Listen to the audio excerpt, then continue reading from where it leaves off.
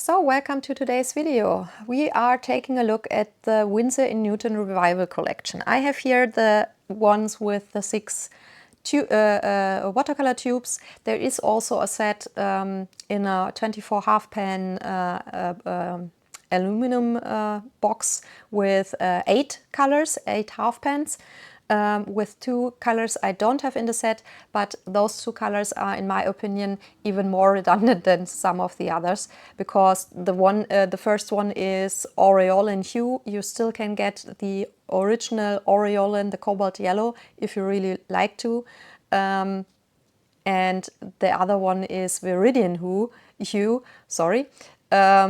which you can get from nearly every watercolor brand. So I just don't see the reason why should I buy a hue for a pigment which is included in a lot of sets, or you can buy from all the brands very easily. So the biggest problem I had with research about the color names is that I couldn't find any information for most of them if there is a reason, an historical reason for the names. For example, the first color, Fields Orange, if you Google it, you will find pictures of fields with orange flowers or with orange trees with flowers and stuff like that, but I couldn't find if there is, for example, a painter which the color is related to. So if you have more information about that, please let me know. This is the only single pigment color in the set. It's a PO67. Now here comes a little tongue twister. Pyrazoloquinasolone Orange is the name of this pigment. It's marginally light fast, moderately staining, mid-valued, very intense red-orange. The problem here is it isn't very good in light fastness. Like I said, marginally light fast. So we have in the diluted washes the problem that it will fade good enough, strong enough that you really can see it, not as strong that the color vanishes completely, but you have very visibly fading. And here is the funny thing, in mess tone it is darkening. So we have this orange-red color, and if you are painting it in mess tone, it will transform more to a red color, which is a little funny because normally if you don't have a good light fastness, it doesn't darken. So that is something which I think is important. There is one brand offering this pigment as a single pigment color, that is Old Holland, and the color name is Coral Orange. I've tried to get some more information about this Revival collection from the Winsor Newton website, but to be honest, there are like 3 or 4 sentences which says a revival set, nice color selection, blah blah blah. And the only information I found: historical colors now safer to use, but with none more information. So I guess there probably some of those maybe were toxic, and that's what I mean with safer use. Also, like I said, my biggest problem was that I couldn't find any historical information about the color names. For example, now the next color, Cinnabar green. We all know vermilion, which is Cinnabar red. Color, Cinnabar is quicksilver sulfide, so it is super highly toxic because of the quicksilver in it, and that is the reason why we don't use the genuine Cinnabar red, the genuine vermilion anymore. All the brands are offering hues. You can still get the genuine pigment because it is still used in some things, like in Asia there are those, in China, those red lacquer boxes, for example, which often are made with Cinnabar and other things. So it is still in production, you can buy it, but of course because of the high toxicity, the brands don't use them anymore. But I couldn't find any information that there is a genuine Cinnabar green color. I did find that a lot of brands offer oil colors, which are called Cinnabar green, but the genuine Cinnabar makes colors from orange red to reds. So there is no green ever from a Cinnabar. So I just don't know why the color has the name Cinnabar green and what the history is to that. So like I said, if you have any information about those things, please let me know, because it was really driving me mad not to get any information about it. The color itself here is a mixture of two pigments. The first is PY 138. Quinov Talon Yellow, a very light, fast, semi-transparent, staining, very light valued pigment, and PG 36, which we all know as phthalo green yellow shade, which is the brominated instead of chlorinated version of copper phthalocyanine. It is a very light, fast, transparent, staining, dark valued color, and it is a top 40 pigment on Handprint, which is a pigment database. One of many I've looked up for any information about the pigments and the color names and stuff like that. So the next color is the only one I did get, or I already knew a historical, no, not the only one of two I know the historical content about, and this is Tyrian purple.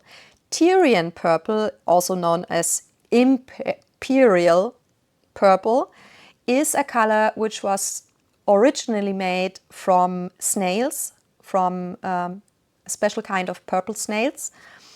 And those were made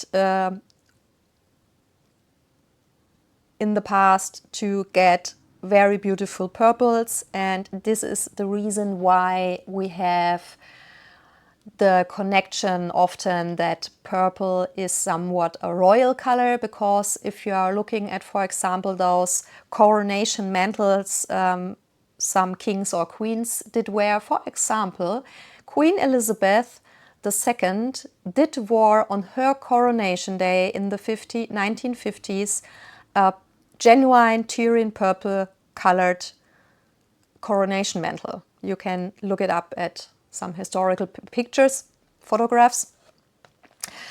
And the reason why it was related to kings and queens and also known as imperial purple is it was just so expensive that only kings or queens of very, very rich lords could really buy this color.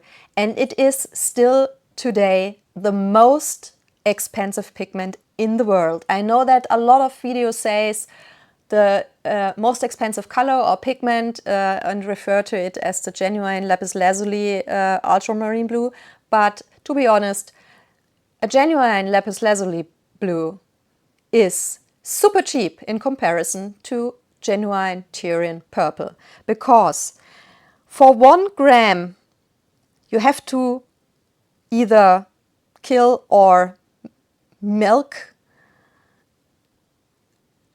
10,000 snails for just 1 gram of color. 1 gram of color costs around 3,000 euros. So the kilogram price is 3 million euros. So if you, for example, say, depending on the pigment, you need around 10 to 20 gram for a half pan.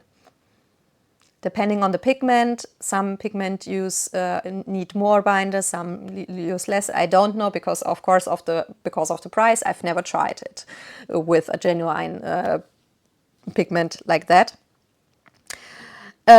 So let's say, for example, you would need just a minimum of 10 grams for a half pan. Then the price for the half pan would be 30,000 euros. So of course we can't use the genuine pigment here. It is just too expensive.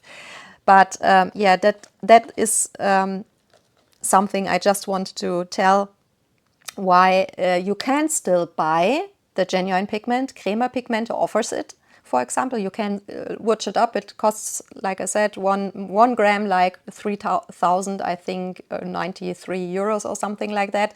So it is really, really expensive. We have here a combination of two pigments, PV37, which is also a dioxazine violet. I know most people know the PV23. The PV37 is said to be the more light-fast, semi-transparent, heavily staining, very dark valued pigment, which is offered, for example, by Mgram as a single pigment color. And I think I'm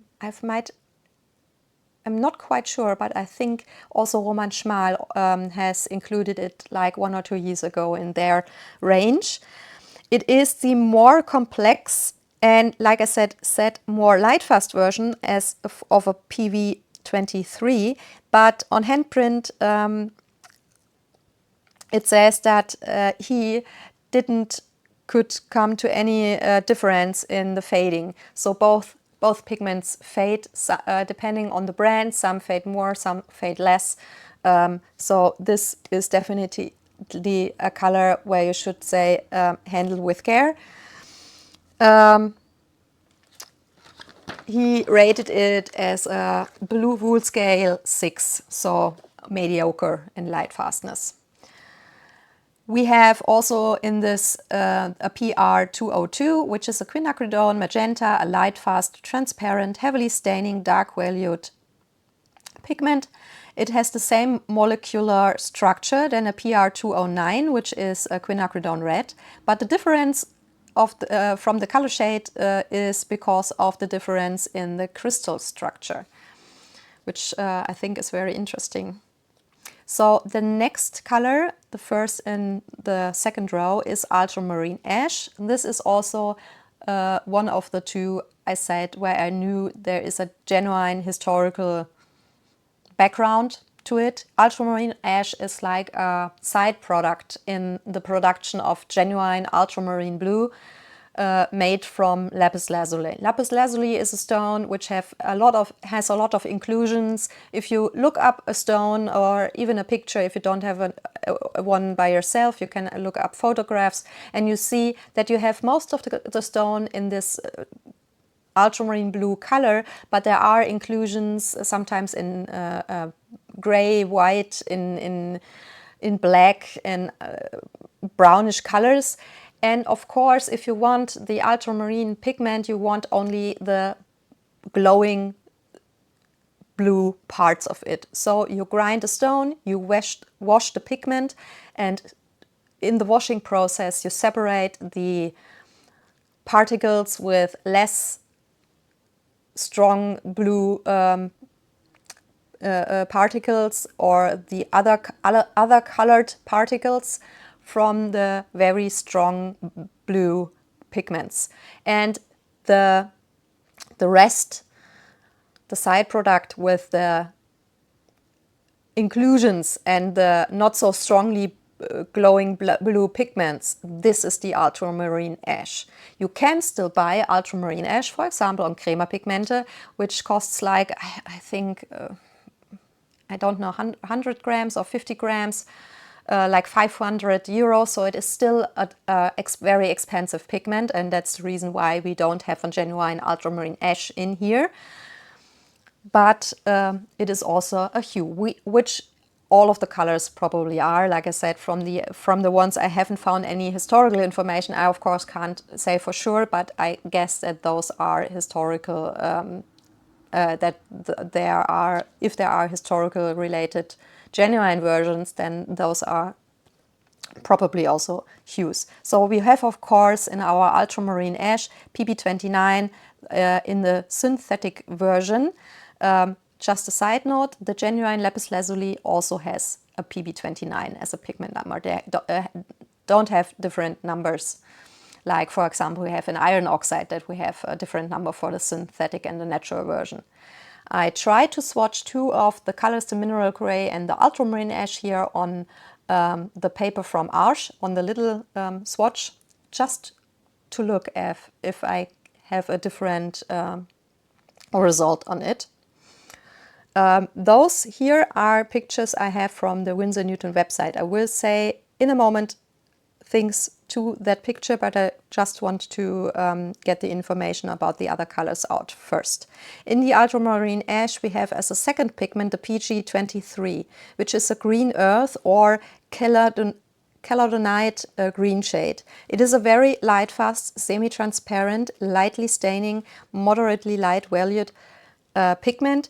In the most versions I've seen in watercolor, especially from the commercial brands, they use very, very delicate, fair versions of the pigment. The PG23 is a pigment which can be a lot darker. I have one from a handmade brand which is very dark for the pigment. But I know that the Winsor Newton version from the dot card, I know it is a very light and fair version, so I guess they have used a very fair and light version here. And of course the PG23 as well as the PB29 are granulating pigments, and that is why we have here a color which granulates. Depending of course on the paper, it shows better or less. And you can see now here on the rightest picture that you can see here a little bit of color separation. If you're really looking strongly, areas where you see more of the blue and areas which have a slightly greenish shade where you see more of the PG23. That is why my swatches didn't show that. I couldn't get the results on cellulose or on my 100% cotton paper, so I guess probably I should have probably used a lot more color to get to that results. Or they have done a microscopic photograph thingy where they really have a good camera and taken a small area and getting it much bigger so you could see it better. Don't know. But yeah, I included those swatches because you could see it just better as you can see on my versions. So okay, that's the ultramarine ash. The middle one is the mineral gray. It is a mixture of PBK 19, which is known as slate gray or slate black, which is carbonaceous hydrated aluminum silicate, which is a very light fast semi-transparent granulating pigment, which you can get from a few brands as a single pigment color, but not a lot of brands offer it, so it is more rare pigment, at least in watercolor. We also have here PB29, so a second granulating pigment, and we have a PW6, which is a titanium white, which has a very good light fastness, is a lightly staining, with a strong tinting strength, semi-opaque pigment, listed as a top 40 pigment on handprint. And this is the middle swatch, and you clearly can see here the granulation and a little bit of color separation, especially between the ultramarine blue particles. So you have areas where you have a little bit more blue, and the slate gray, where you can see definitely areas which are more gray than others. And the last color here, the one on the left, is the Ostwald gray. Also again, like also with the mineral gray, I couldn't find any information about Ostwald gray. If you Google mineral gray, you get mostly pictures from cars in the color mineral gray, which has normally nothing to do with colors from watercolor. And Ostwald, I only found a very modern painter under the name Ostwald, and I wasn't sure if it is in any kind related or if there is a historic person which it is related to. I couldn't find any information. So yeah, I was very frustrated making this video and the research, because there weren't a lot of information I found. So Ostwald gray here is a mixture of PBK 6, which is a very light fast pigment, a natural amorphous variety of graphite. It is a cool black and it has an intense black color. It is a mix of crystalline silicate particles in a carbon matrix. Originally, the pigment, that is why we know it also as lamp black, was made from the soot from burnt petroleum lamps. Of course, that is, we don't use petroleum lamps anymore, and it would just be absolutely ridiculous to have a big barn or what else where we have like 50,000 burning petroleum lamps just to collect the soot. So nowadays it is a carbon-based black made, for example, from burning plants or things like that. So yeah, very opaque, heavily staining pigment. Then we have the PW5, which is also a very light fast pigment, slightly duller than a PW4 or a PW6.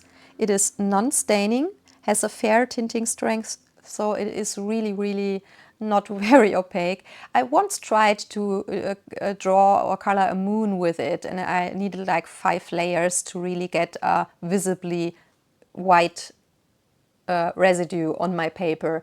Because if you put the pigment itself with 1 layer on the paper, when it's still wet, it looks very white, and then it dries nearly invisible. So yeah, it is often used as a mixing white when you want to have pastel colors, but not as a opaque white if you want to use a really opaque white. It is either barium sulfate or zinc sulfate. Can be used as a filler, and if it is used as a filler, then they doesn't have to list it on the pigment list.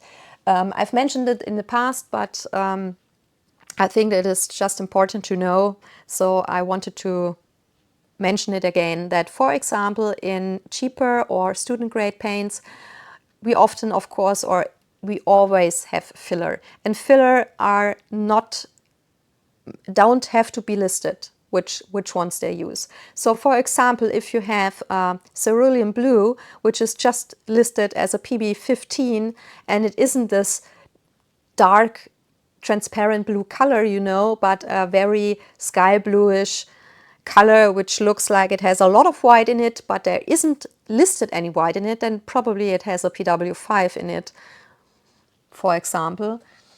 And if they use it as a filler, then, like I said, they don't have to list it, and then you think you have a single pigment color because it is only listed as a PB15, for example. So just that you know. And the last pigment in here, which makes the granulation and the color separation effect, is the PY42, which is our synthetic yellow iron oxide. Of course, we have a natural version that would be the PY43. If you ask what is the difference between a natural and a synthetic version, it is just that the synthetic version is made in a laboratory from the elements or chemicals, and a natural version is one where you have to actually be somewhere on Earth and mine it from the Earth. So it is an anorganic pigment. It is very light fast, staining, has a medium tinting strength, and like I said, it granulates. And if you look at the picture, you can spot the granulation very easily, but you can see some hints of color separation here between the PBK6 and the PY42, because you have clearly areas where you have a lot of black, but you also can see very lightly areas where you have more yellow in it. So yeah, those are all the colors in the set. If you ask me for my personal opinion, those I think there are 2 pigments which or colors which are interesting, which are the ultramarine ash and the mineral clay for my personal taste. But you can easily mix them also by yourself. You can mix all the colors by yourself. You can get the single pigment color also from other brands. It is not something you must buy the set to get the color. We don't have any genuine historical pigments which are rare and you don't get normally in watercolor. Those are all pigments which are used in watercolor on a regular basis. So there is honestly nothing special in case of pigments in the set. You can add all the colors easily mix yourself, with of course the exception of the single pigment color, but that one you can also buy from another brand. But I personally recommend, because of the light fastness, to rather use another orange color. So if you ask me if the set is worth buying, I would say no, honestly. It is not worth buying. Like I said, there aren't any special colors in it which you can't mix yourself or can't buy anywhere else. It is a nice to have set if there are colors in it which you say, those I do like, they look beautiful to me, because that is just a thing of personal taste and preference. And you are like me, a little bit mixing lazy and say, yeah, I do like having my colors pre-mixed and to not have a lot of work with it. But definitely not something I say, oh, you must buy the set, there's something very special you can't get anywhere else, or something like that. It is, like I said, nice to have, but not a must buy for me as a recommendation thing. So that is my personal opinion, but I would love to hear your personal opinion about the set and about the colors. If there are colors you think they are interesting to you, and why? Or do you say, oh, none of the colors really are in my taste? So yeah, let me know in the comments below. I try to link, not to forget to link the watercolor news video I've made about the set when I first seen that there is this set coming out, in the description box below. And like always, follow or a thumbs up is very much appreciated, because it helps me and the channel so much. So thank you so much for everyone leaving a follow or a thumbs up. And yeah, I hope you have enjoyed the video and that it was helpful for you and interesting. And yeah, hope to see you soon on my channel in another video. Until then, have a very nice day, and thanks so much for watching. Bye bye.